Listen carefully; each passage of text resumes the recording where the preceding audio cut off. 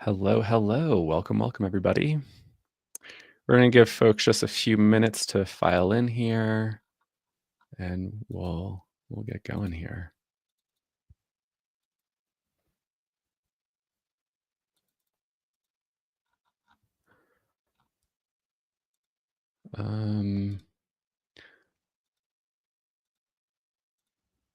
Let's see. I think I need to just make an edit really quick.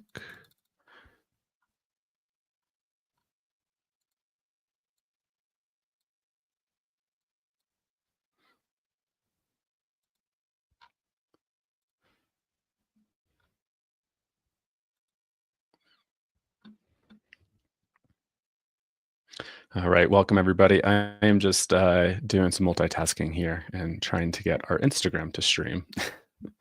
So just give me 1 second. Kayse, maybe while, I'm excited to introduce Kayse Garrett here from Microdosing for Healing. And yeah, maybe you could do a little bit of an intro while I figure some of this streaming. Yeah, you're on IT duty. Yeah. Hey, everybody. My name is Kayse Garrett, if you're meeting me for the first time. I'm the founder of Microdosing for Healing. We are a global platform to support earth medicine practice, specializing in microdosing since November of 2020. So we lead group programs, have a community, we offer a professional mentorship program, and have a podcast, all in celebration of microdosing work. I've also been teaching microdosing with Psychedelics Today and the VITAL program for the last 2 seasons, I think, heading into the 3rd cohort with them.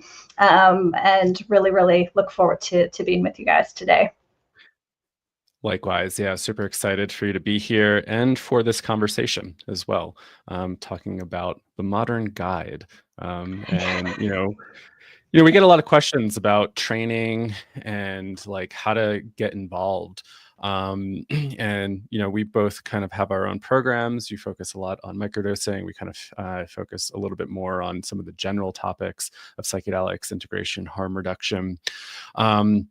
So I guess on this topic, I'd maybe love to start off and maybe talk about like why training's important. There's a lot of folks kind of just jumping in, and there's kind of a ideology around like, getting hands-on experience is the best training. And I completely agree about that as well. But what are like some of the benefits and importance of going through like a formal training? Great question. Yeah, I the way I view and hold training and learning is very similar to the medicine experience itself. Yes, you absolutely can do, and some people will thrive doing it on their own. But most people that I have worked with really thrive with a strong supported container of structure.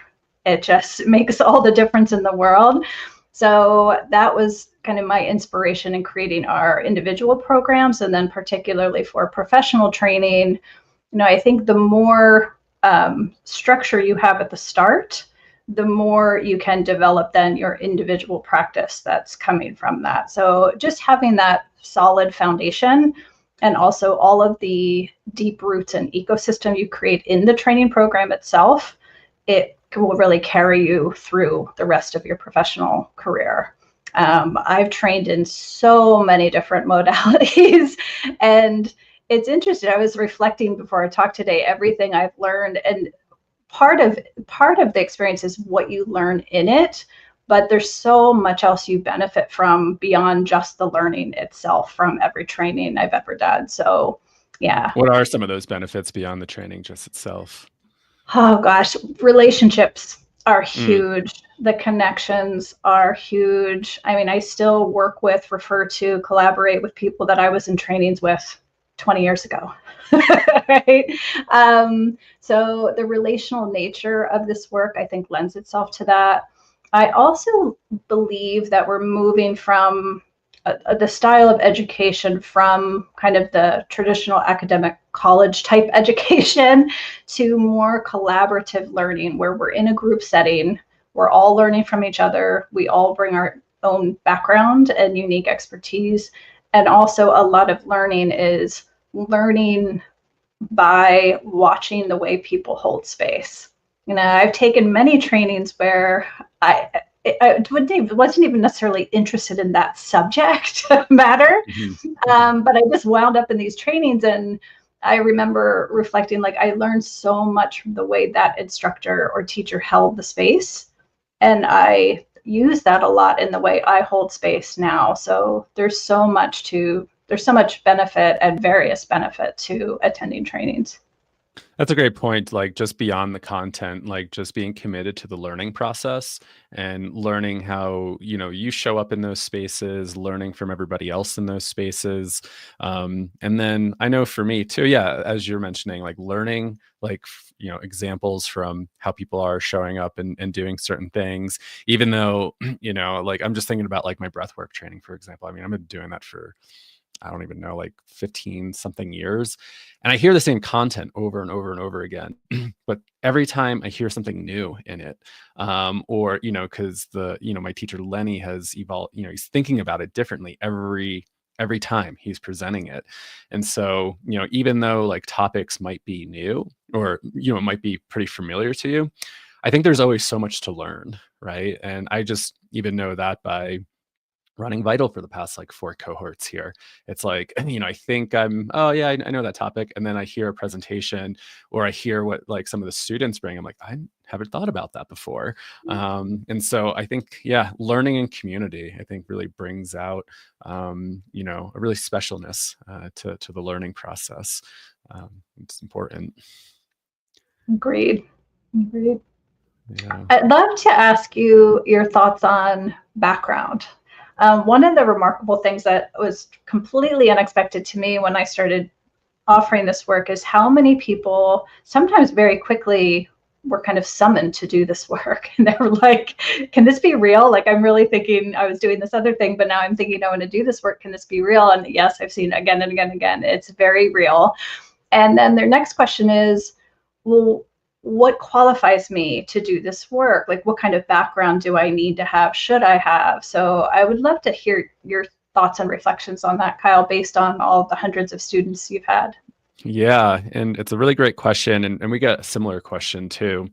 And I think it really comes down to a number of factors. What do you want to get trained in? What do you want to learn? How do you want to show up in the field? And then also just thinking about how like policy is shifting as well. So like, for example, with Vital, we ended up creating this program thinking about inclusivity in mind and diversity. A lot of programs have been really focused on clinical licensure, and training those with a clinical license.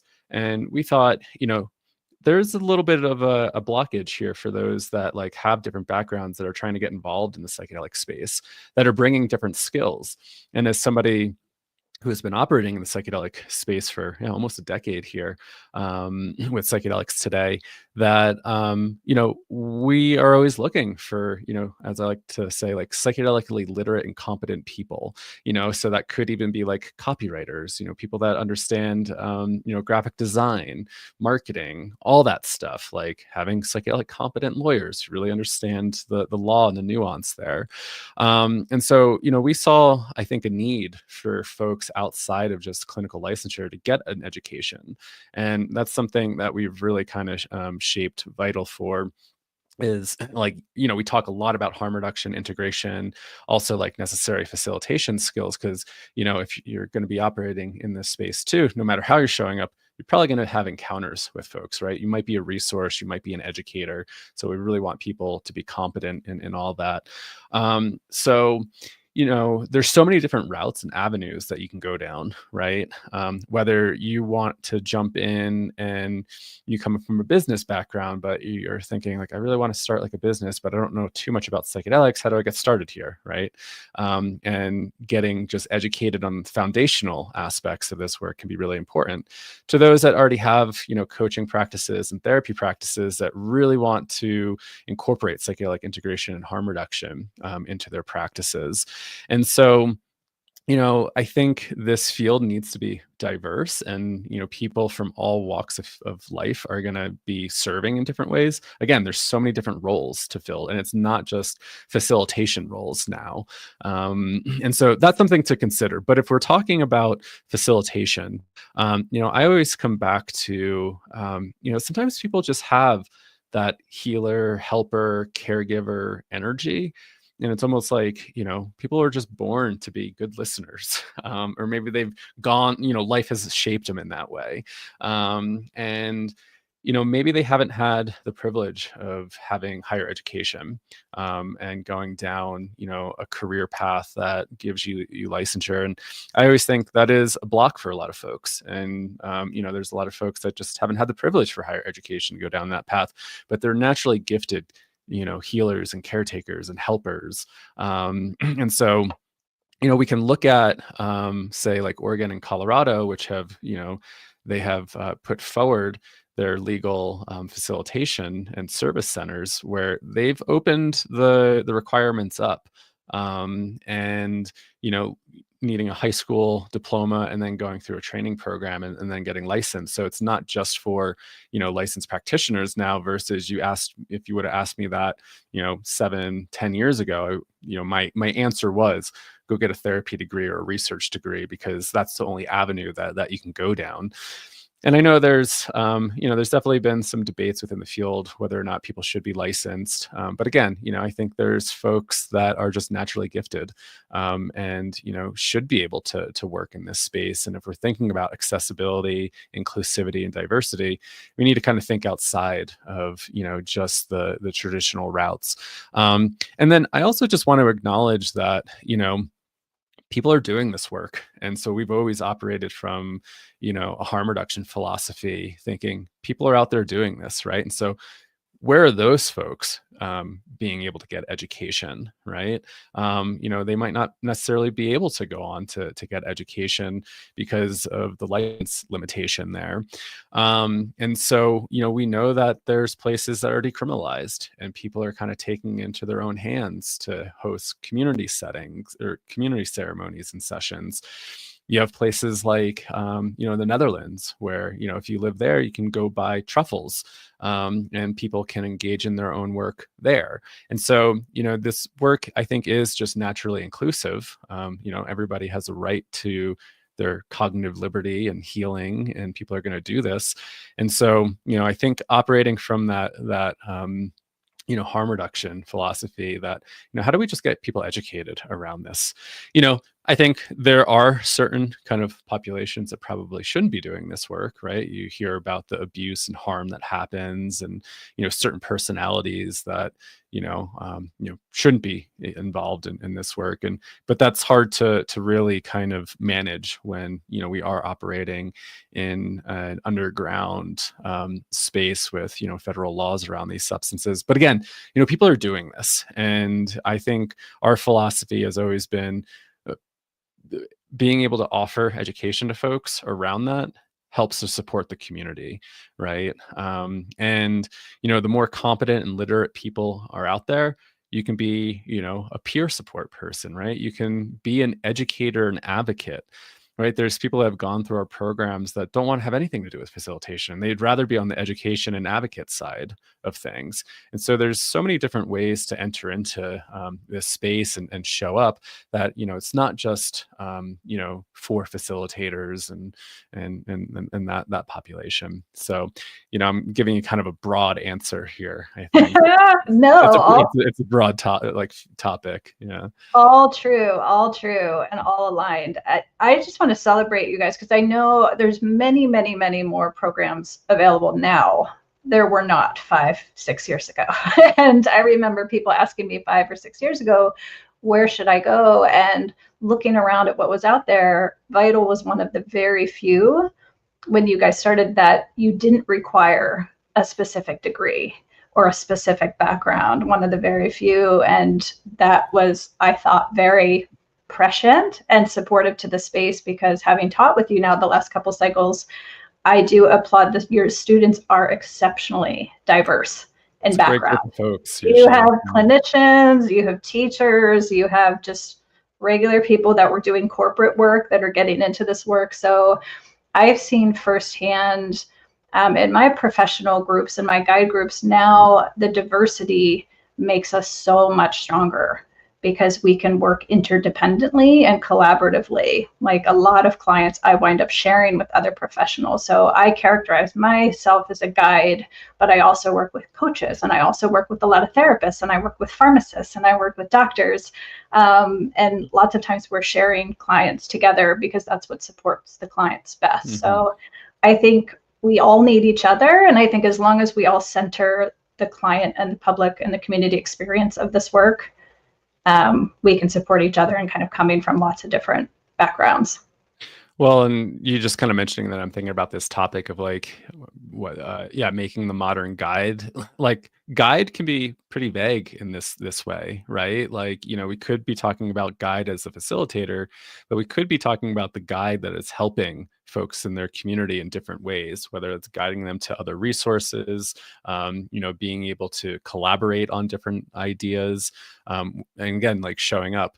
And so I think this is kind of somewhat of a broad topic versus like, just talking about becoming a facilitator. There have been a lot of folks that have come through the program with that expectation of wanting to do facilitation work. And then, halfway through or towards the end, they're like, I actually just want to do integration work. Like, actually doing the facilitation and quote unquote guiding, actually isn't what I'm called to do. Or, oh, you know what? I really kind of want to like start this kind of project now instead of doing facilitation work.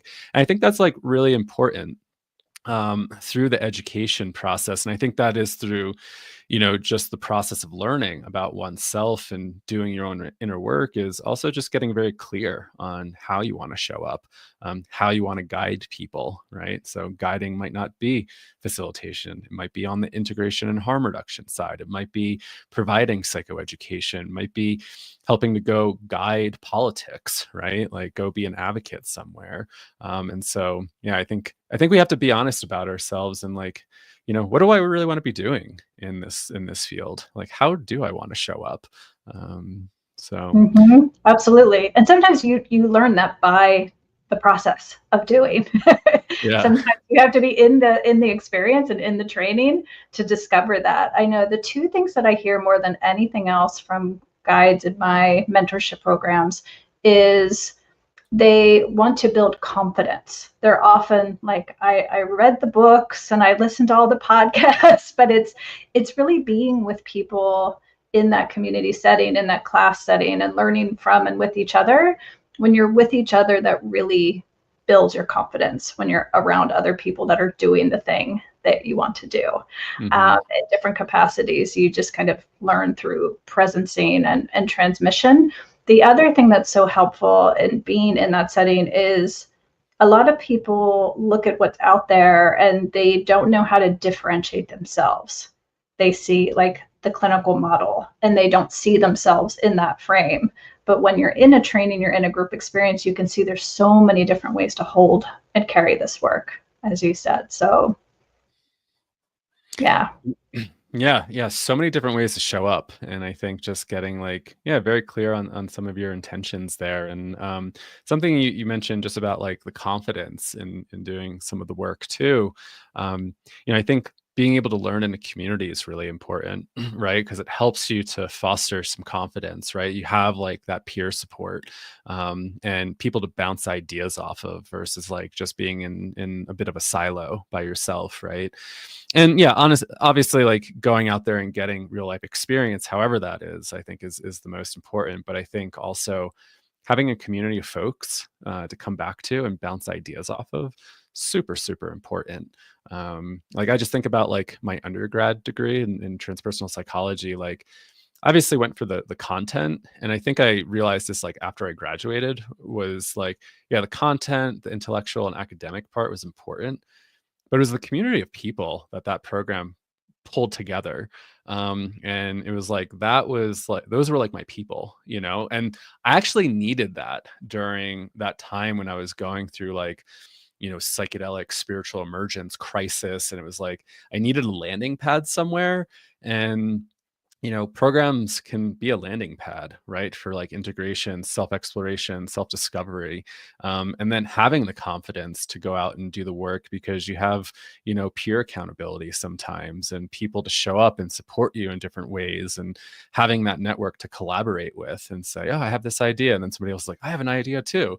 Like, let's come together and like, do something, and I think we don't always talk about like that type of stuff when it comes to education, especially in like, I guess like, just when we think about higher ed and we just think about more kind of like the theoretical and more of the academic side of things. But as you pointed out earlier, it's the network, it's the people you're connecting with, it's the whole process that's coming together. And I feel like that is a kind of a more kind of process-oriented, transpersonal lens of learning versus like I need to study this thing, remember X, Y, and Z, regurgitate it through a test or writing a paper. But yeah, how much do we actually learn through people and the people that we surround ourselves by, and asking questions and being curious and digging deeper into topics. But I'm curious on your side too, because you focus a lot on microdosing, and microdosing is, I feel like, the entry point in for a lot of folks, right? It feels way more accessible than thinking like, I want to become like a psychedelic facilitator, or I want to take a macro dose and jump into the deep end. Like, there's a lot of people that are nervous about that will try microdosing. And so I wonder, like, the same kind of question, right? Like, who is that for? Like, training on your end, and, who can get trained as a coach or engage in this work from a microdosing perspective, because it does feel very broad and also very inclusive. It absolutely is. Absolutely is. Yeah, I mean that's it's very similar in that it's you bringing the totality of your background and experience that's going to, more than anything, that and your personal relationship with the medicine and the process that you have had is going to inform how you bring medicine to the world. So I've supported a lot of our immersion program has kind of become an accidental training program, but it's set up for individuals to experience their own personal microdosing practice. But we've graduated a lot of microdosing guides through that program. And one thing I've noticed is some people come in with the inkling. They're a breathwork practitioner, a yoga teacher, massage therapist. They think they might want to learn this work, incorporate this work. But other people have been management consultants or comedians or corporate managers, and they had no idea. But their background, and we all bring our own. Some of us use humor a lot in our work. Some of us use our natural skills for organization. Others use their skill for communication and connecting people. So I view this ecosystem more as a forest. We're all so different, and each part of the forest has their own unique role to play. And in our case, it's the mushrooms and the mycelium that's connecting us all. But we're all going to be presenting and offering this work in different ways. So it is exceptionally broad, the number of people to it. And I think we're stronger by having the coaching lens, the therapy lens, the healing arts lens, the regular person lens who just wants to hold this work. And sometimes people come, as to your point, they don't want to become a full-time facilitator, ceremonial guide. They might want to lead microdosing circles for their community, or hikes, or community picnics. And it's all beautiful, and it's all supporting our communities in unique ways. I love it. Microdoses, is that the correct term there for microdosing and hikes? I have heard that. I have heard that too. I would love to get your take. What does? Oh, good. I have another question for you. Go first. You go first. Maybe we have the same question. I was going to just ask you, like, what is microdosing coaching? Coaching is a term that, gets thrown around a lot. So how do you view like that, the coaching perspective versus like the therapy perspective there? Oh yeah, we were just talking about this in our guide group the other day. Like, which term do we like to call ourselves?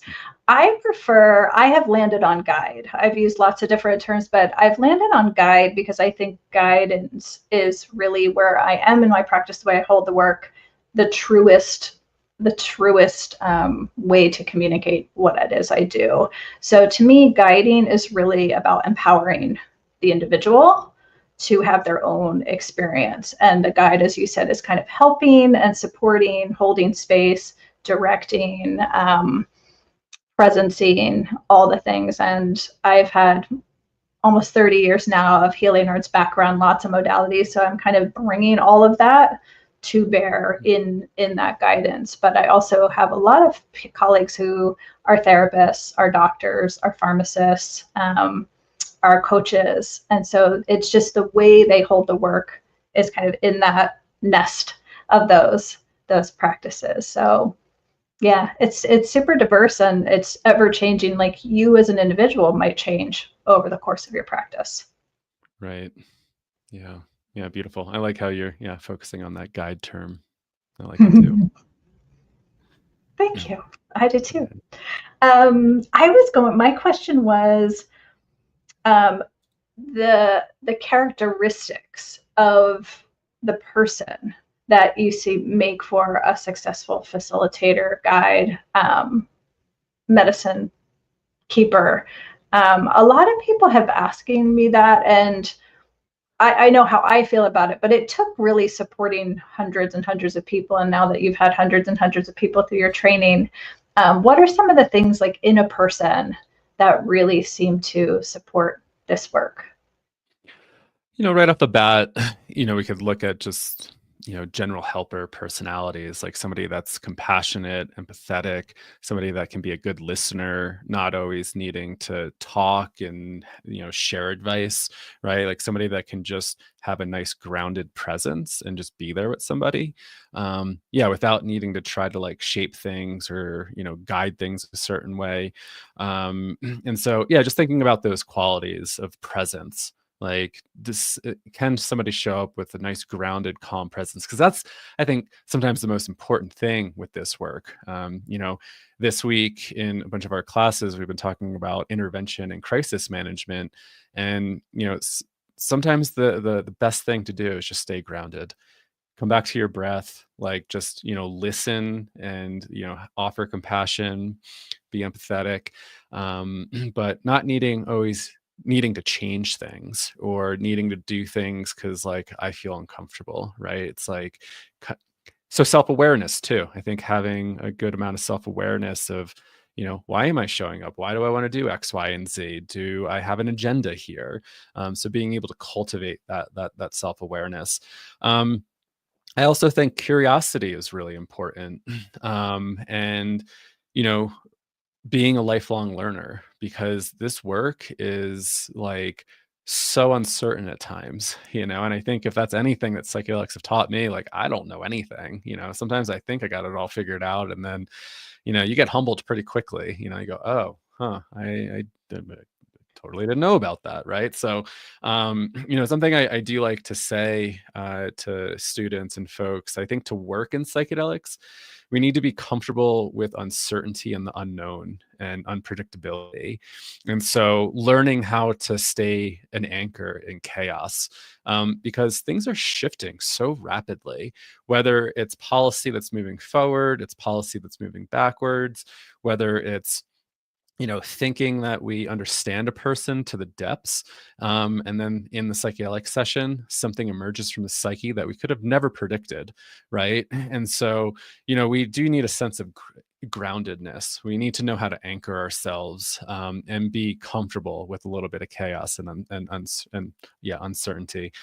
And be curious, right? Like not needing to have all the answers figured out, because sometimes we do need to make pivots. We need to move. We need to kind of think on our feet during these times, especially when a situation arises. I have no idea, right? Like again, how do we be curious, and then be curious about the person, right? Be able to ask questions, not just either go to shutting it down or doing a certain thing. So also bravery and courage, I think, to be able to work in this field, again, no matter how you're showing up, and like not even as a facilitator, but we're at the forefront of all this, and people that are getting interested you're at the forefront. Like, even though it feels like, hey, maybe the ship has taken off, psychedelics have been in the mainstream for quite a while. Ship hasn't even really left the harbor yet, right? Like, we have 2 states that have legalized psilocybin use. Oregon has been off to the races for a while. Colorado hasn't even begun. And most people are doing in the therapy model, like ketamine work, right? We don't have FDA approval yet. States, there's some cities that have decriminalization, but sometimes it feels like it's here, but it's not 100% here yet. And so, we also need to have that courage to keep like showing up and keep fighting for what we believe in. And sometimes we are going to have ups and downs, right? And I think it's just having that perseverance to keep going, and that does, I think, take courage. Also a little bit of an entrepreneurial spirit, and risk taking, right? I think a lot of folks that enter into this have a little bit of a risk tolerance, right? To be able to have to work in, gray spaces, be vocal about psychedelics, just thinking about the privilege of speaking about this topic. That's really scary for a lot of folks, and that's risky to put yourself out there and say, I'm associated with psychedelics and I want to share. But not everybody's going to do that, right? Not everybody's going to feel comfortable to do that. So having the courage and bravery to do that too. So I think those are the things that are top of my mind. But if you want to fill in any gaps of things maybe I've missed or you're thinking about, would love to hear it.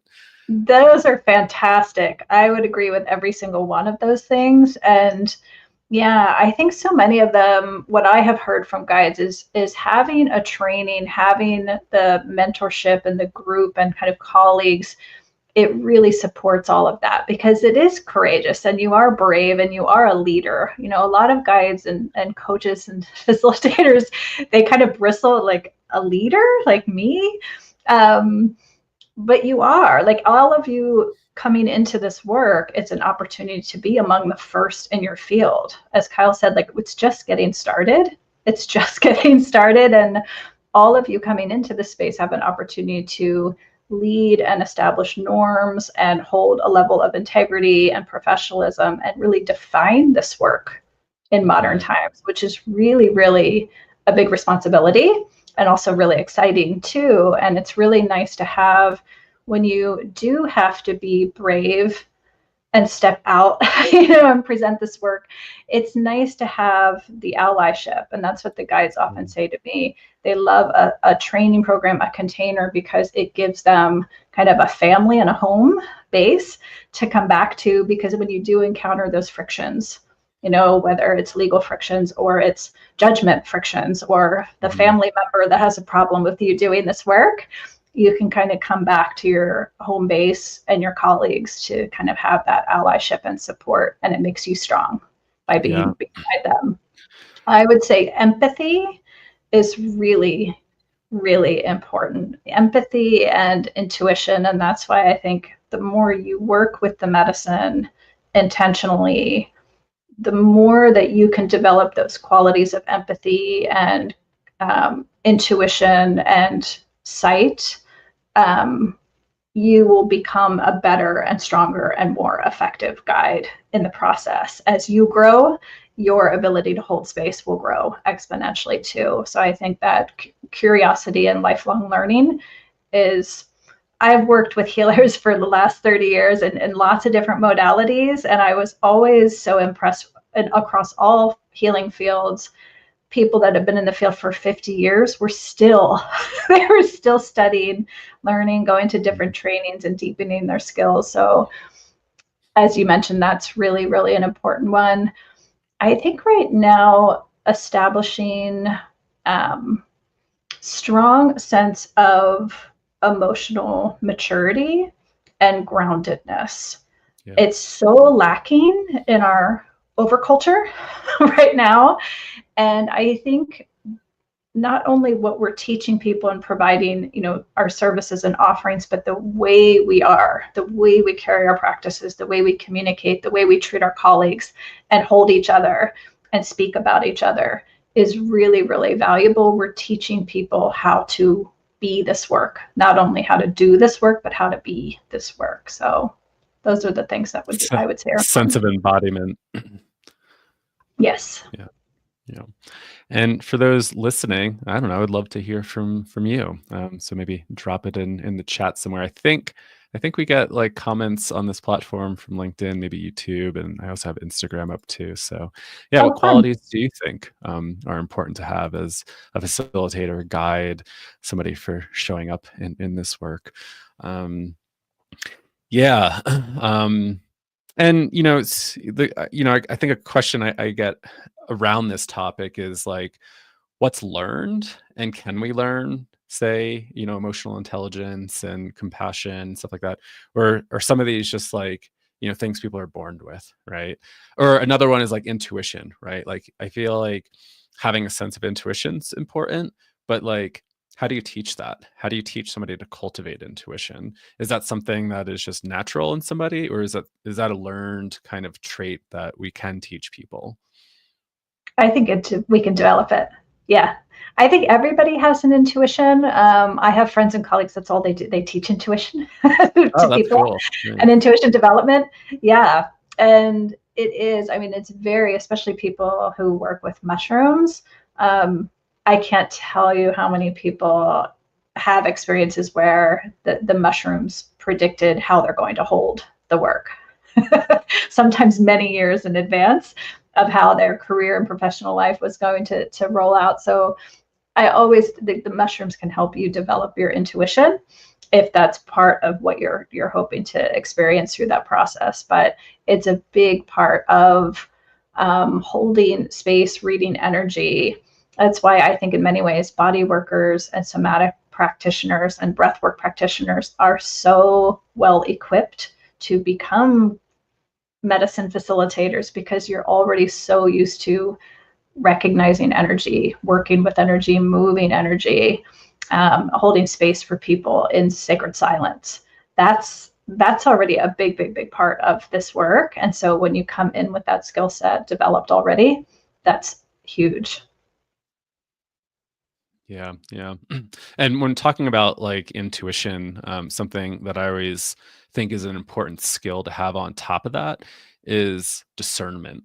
And, how do you cultivate a level of discernment in this field? Because I think too, boundaries are important when we're working in such a boundary dissolving field and we are very open and vulnerable. We might take everything at face value when really maybe what we need to be doing is asking more questions. And so, just thinking about like, oh, X, Y, and Z told me this, the spirit of mushrooms told me this, or spirit of ayahuasca told me X, Y, and Z. It's like, how do you discern that? And do you feel that that's actually true? And I think that's a really important like skill to have, because people can get in trouble when they take everything at face value, Oh yes. and say, oh well, mushrooms told me this, and it's like, well, does that go against your moral values at all? And do you actually believe in that? And so I think we also need to develop discernment around, what is coming through to us, because, we can get kind of, possessed by other ideas that might not necessarily be ours, that might not necessarily be true. And so learning how to discern some of that stuff is going to be really important, because, this is how you hear a lot of the abuse and harm happen. It's like, oh, well, the mushrooms told me to do this thing to, this person in this way. It's like, should you always follow that? Right.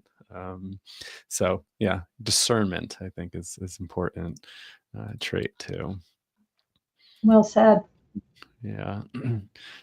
There was a comment here. Can you speak to the levels of certification in this field? And is there any sort of official certification in the work?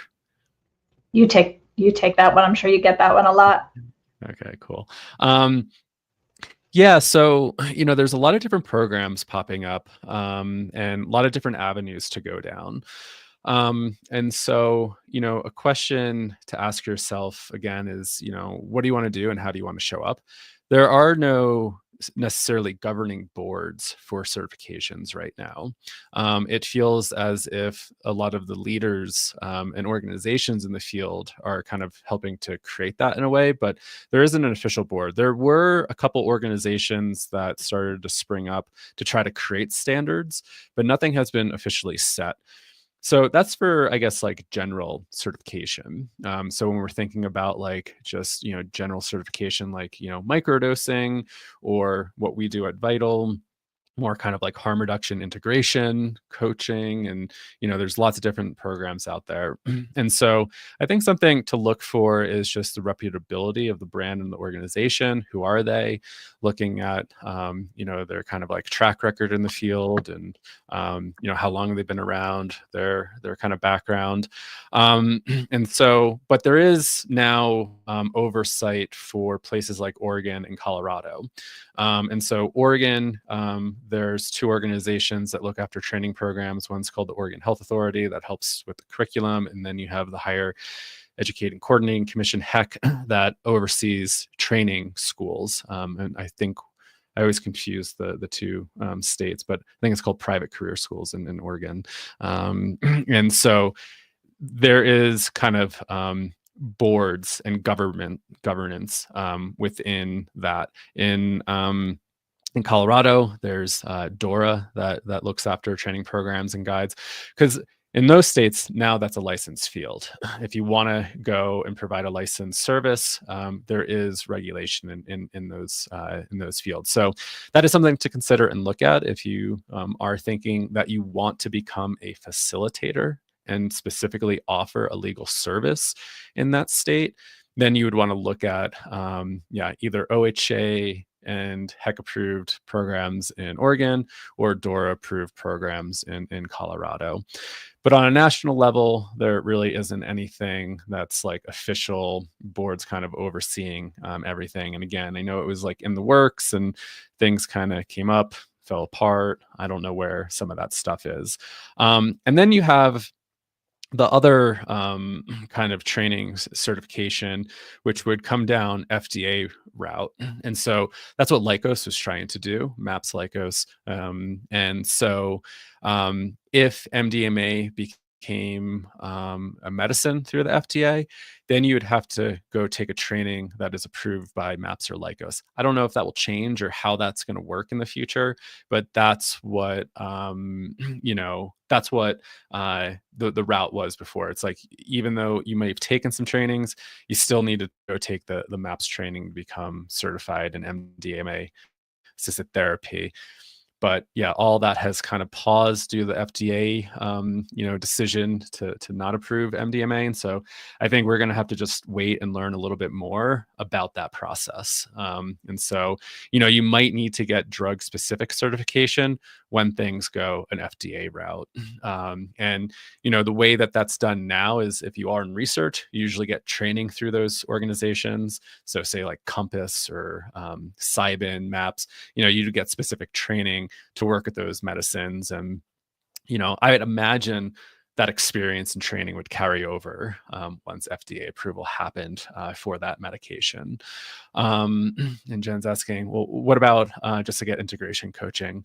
Like I said, there's no kind of official kind of board or anything that's kind of regulating that. So, I think, again, just looking at the organization, the background, and also maybe aligning yourself with like their philosophy too. And seeing like what really aligns for you. Like, who do you want to learn from? Who do you feel like you align with? And so, yeah, it is. And that's the one thing about, me going back. If you want to work in this field, just be comfortable with chaos and uncertainty and all that stuff, because things aren't here yet, right? Like, it's starting to be built. And, there are, I think, some programs that have partnerships with, what is that organization? Like the Federal Coaching, whatever. There are some programs that have like partnerships with like that coaching certification.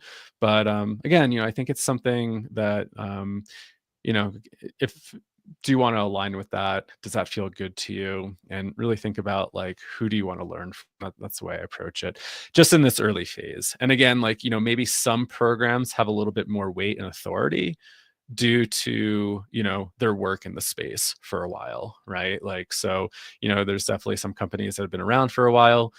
People in the field have worked with them, they kind of know their reputation, and that might carry a little bit more weight at times. And so that's how I think about it. I could be completely off there at times, but that's how I tend to think about it, because there is no sort of like national board or regulatory boards that are like having oversight for this. Like, we are just kind of at the beginning here. Well said. Yeah, it's a great question, Jan. Thank you. With certification, the thing I hear the most from people, what draws people to do like a formal program, is confidence. That's what everybody often says. It's having that structure and the community and a program to learn with and to grow within is really what people are craving. That's the craving I hear for certification. Also, there's a plus to the fact that we're kind of growing into what certification will mean, because we get to create it, right? Rather than waiting for it to be created for us, we are actively creating it in the absence of something being there, which there's a lot to be said for that. I know I grew up in the massage therapy bodywork field, where when I first started 30 years ago, it was kind of like where psychedelics are now. It was kind of underground, and it was like the lady down the street did it out of her house. It was very like loose and unstructured. There weren't massage schools. You just kind of learned from other massage therapists. Well, then the boom happened. All this money came in, and before you know it, there were massage franchises, in every city across America. And it was like, wow, what happened? But with that mainstreaming came tons of bureaucracy, tons of regulation. They did not put massage therapists in charge of the rules and the administration and telling people what you needed to have to learn this field. So they really, because of the way it grew, they stripped a lot of the spirituality out of it. They stripped a lot of meditation out of it, the contemplative arts out of it, and they made it very, very clinical in nature. And so it really shifted the entire field, and it made it much more expensive too. So it used to be, in California at the time, it was 150 hours to get a massage certification when I started 30 years ago. By the time I had my studios and I was taking new therapists in the field, they were coming in having paid $16,000, $20,000 to get their massage credential because of all of the things. So I love it right now. If you can, as Kyle said, if you are a person that can deal with a little bit of uncertainty and unknown and work with chaos, there's a magic in having the ability and leadership too, that we're actually creating the field as we speak right now. Mm-hmm. That's a really great analogy with like massage, because it got me thinking, like when I was living in Vermont, I don't even think like you could get licensed at that time. That might have changed. Like there was no licensure around massage, even though other states had licensure. And even coaching, right? Like coaching kind of has some regulatory boards, but there's nobody that's like really regulating coaching right now. And I think another thing that popped in my head as we're talking about this was also thinking about your scope of practice, right? So, taking some of these programs isn't going to allow you to do, say, therapy, right? Because therapy is a regulated field and you need a license to do that. And so just also thinking about scope of practice when it comes to that work too. So, taking, say VITAL, like since, they're, or you're microdosing, right? Like you might come out with a certificate in integration harm reduction or microdosing. And how are you going to implement that? If you're a therapist, right, you already have that license to do therapy. So you can integrate that and do harm reduction integration therapy on top of what you're already doing, because you've learned those skills. A lot of folks do move into coaching and start offering different support, whether that's through like kind of psychoeducation and creating different kind of coaching programs.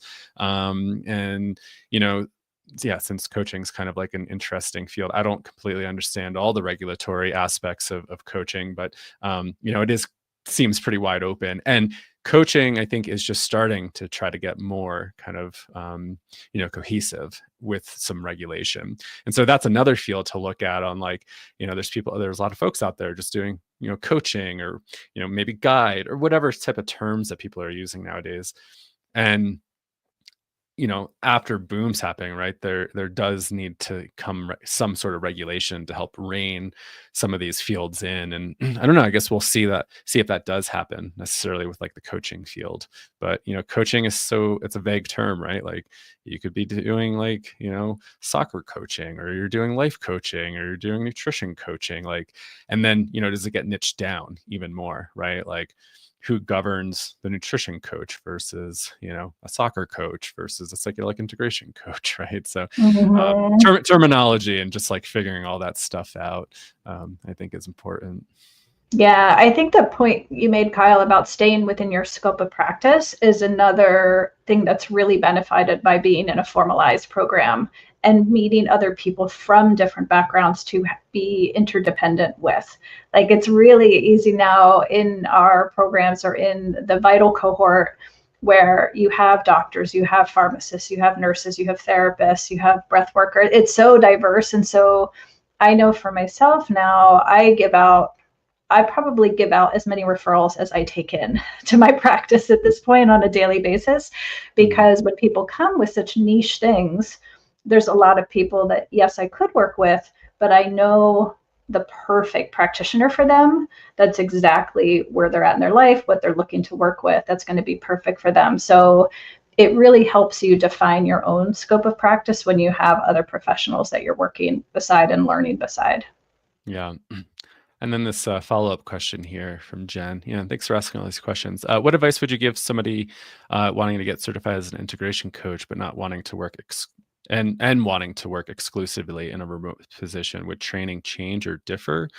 The first thing that kind of popped in my head, and this is maybe a little bit more of a different tangent, but talking about scope of practice, right? So I think the remote piece kind of triggered something in it. But do you have experience or training as a coach already? And is that something that you actually need to get? And so there might be some programs that actually incorporate, say, more coaching theory on how to provide coaching, right? And maybe that's how to provide online coaching. And if that's something that you're missing and a program doesn't include that, maybe that's something that you need to get, is like some of those foundational skills to understand how to offer coaching work in a remote position like that. But say if you have already kind of have that skill set, you kind of know what you're doing, like taking, say, VITAL, for example, that's not going to change, right? Like whether or not you're going to be working in person or remotely, because what you're really starting to hone your skill into is like really understanding like preparation, assessment, the integration side of things, how to support clients, navigating all sorts of complexities. And so not necessarily like how to do remote work, right? Because like we're assuming people are coming in, maybe they're already doing that, or maybe they're getting other training on how to do that, but really focusing in on the psychedelic aspect and how do we support people in that. So I think that's also something to ask yourself, like, what is your training? How are you already showing up? Is this a complete pivot? Do you need to find a program that might need to incorporate more kind of hands-on, this is how you do this type of coaching? And then, maybe the psychedelic thing comes down a little bit later, or maybe there are programs that are more integrative and have like a very kind of like, coaching specific skill set within it to teach you how to run a business and do all that stuff. So I think it's just kind of getting clear on your skills and how you're showing up. But I don't know, Kayse, if you got anything there too. Oh, I do. Yeah, Cool. I do. I'm excited to answer because this was totally so when I started my platform, it was during the pandemic. I had never done anything online before, remote before. Everything I'd ever done was in person. And so I had no idea what I was doing, and I had no idea if I was going to like it. And it turns out I absolutely love it. So I love, if you are drawn to doing remote work, there is so much beauty to this work because you can literally, the globe is your client base. And you can truly work from anywhere. I just worked from Egypt recently on a boat, and it was Cool. so wonderful.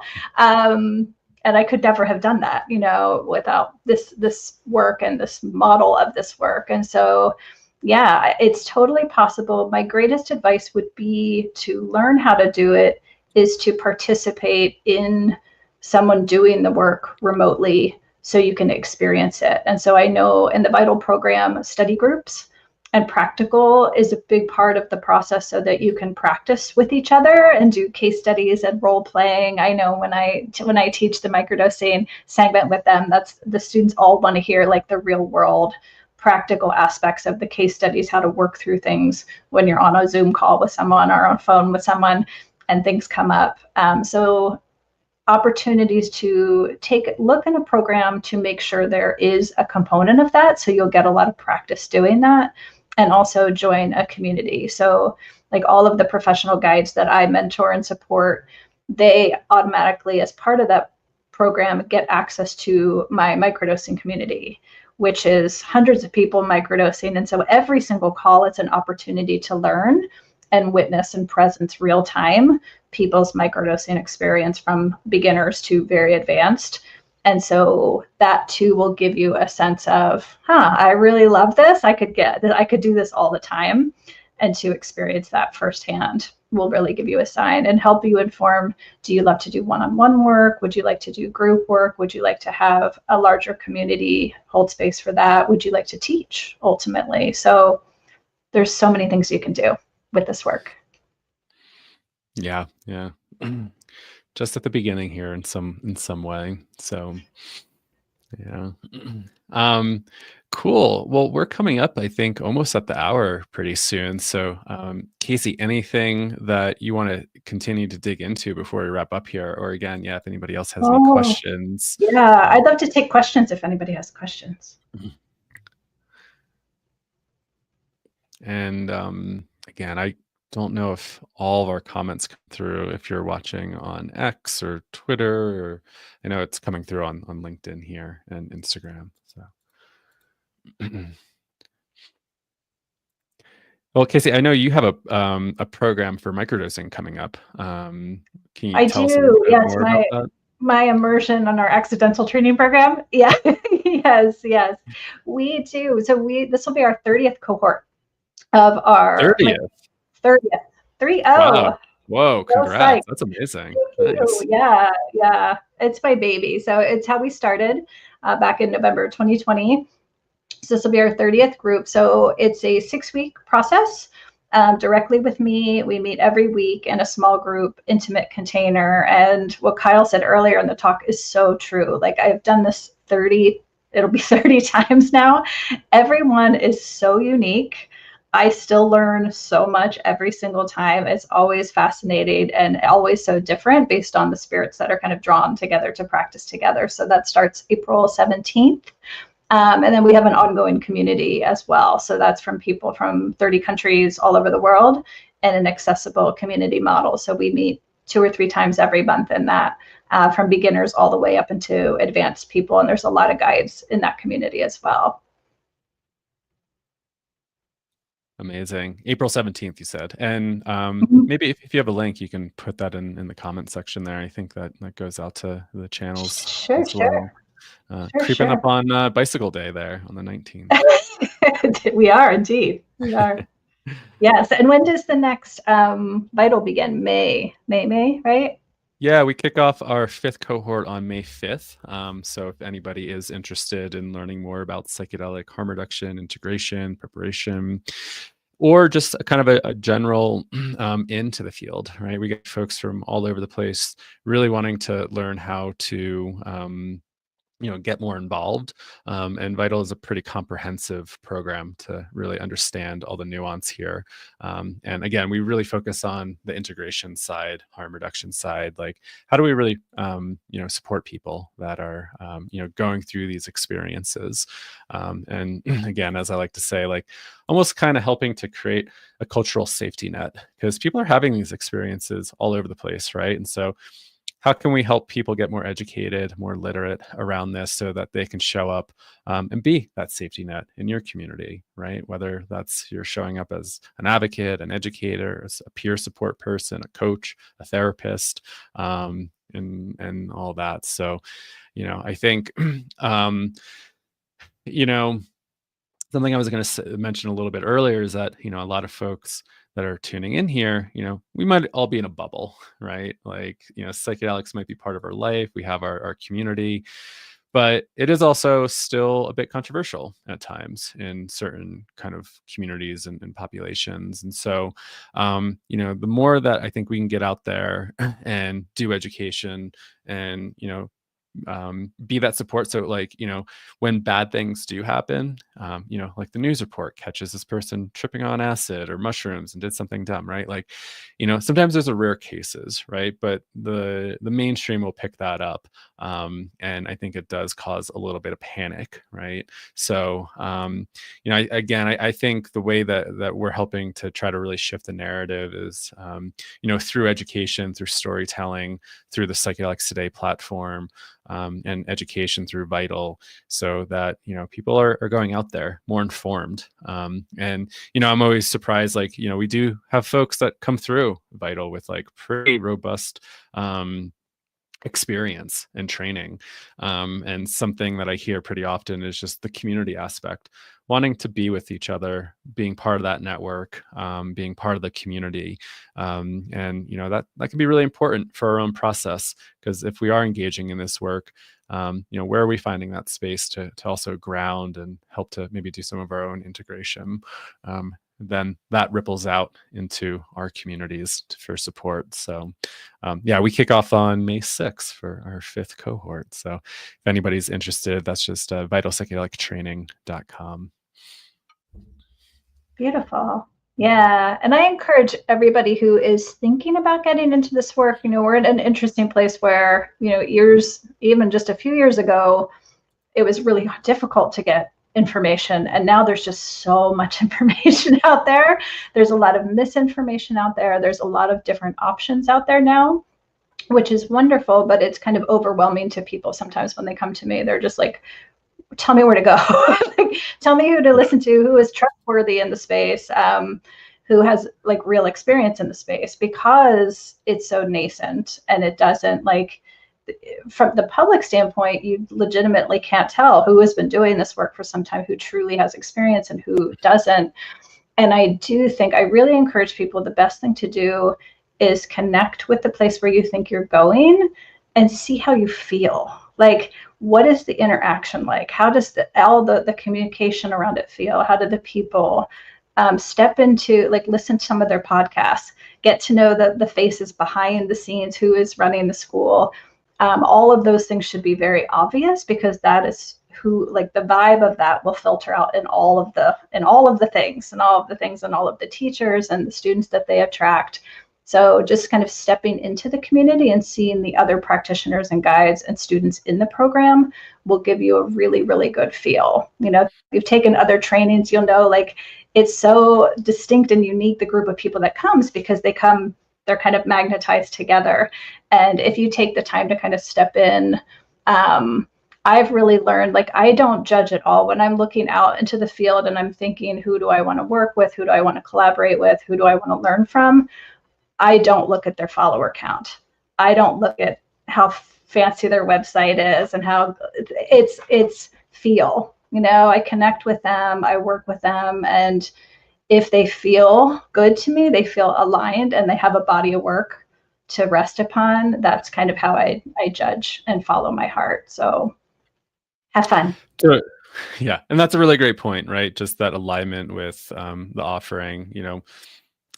In the age of marketing, anything can look really nice, but being able to connect authentically with the people, I think is the most important thing, and thinking about that philosophy that you really want to connect with. So yeah, there's a lot of stuff out there. It's a lot to chew through.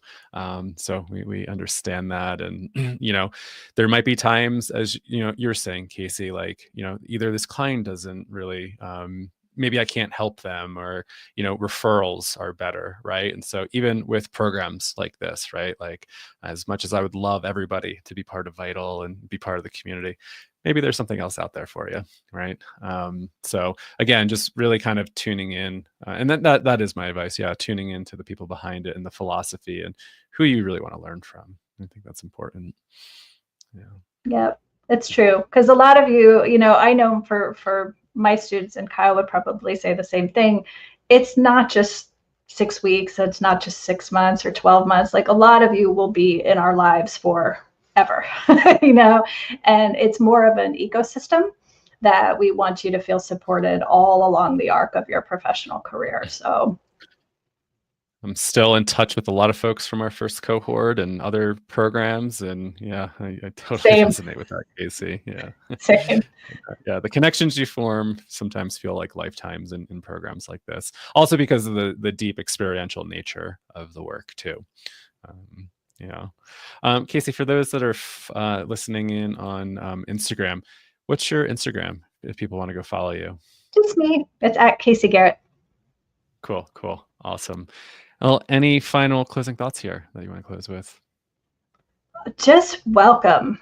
I'm just so excited. There's so many new people coming in, every week in my inbox and my applications, I get people brand new to the field. And I'm just delighted, like how many people are coming to this work, how many people are curious about the work. And I'm really seeing people are really, in a way that I haven't seen all of my career, they're ready to do things differently. They're ready to heal differently. They're ready to learn differently, and in different venues. So it's really, really exciting time. Yeah, it is. Yeah, I think the people called to this work are really special, right? Like it does call a certain human to this. So I agree. Awesome. Well, Kayse, thank you so much. Again, if folks are interested in your upcoming course on April 17th, that's more microdosing focused and community focused, microdosingforhealing.com. Um, And then, yeah, if anybody's interested in our 12-month program starting in May 6th, vitalpsychedelictraining.com. So, Kayse, thank you again. Thank you for everybody tuning in wherever you're tuning in from. And thanks for the comments. Sorry, we maybe couldn't get to all of them, but yeah, really appreciate you just spending your Thursday afternoon, morning, night, wherever you're calling in from with us. So, yeah, hope everybody has a good day wherever you are in the world. All right, take care.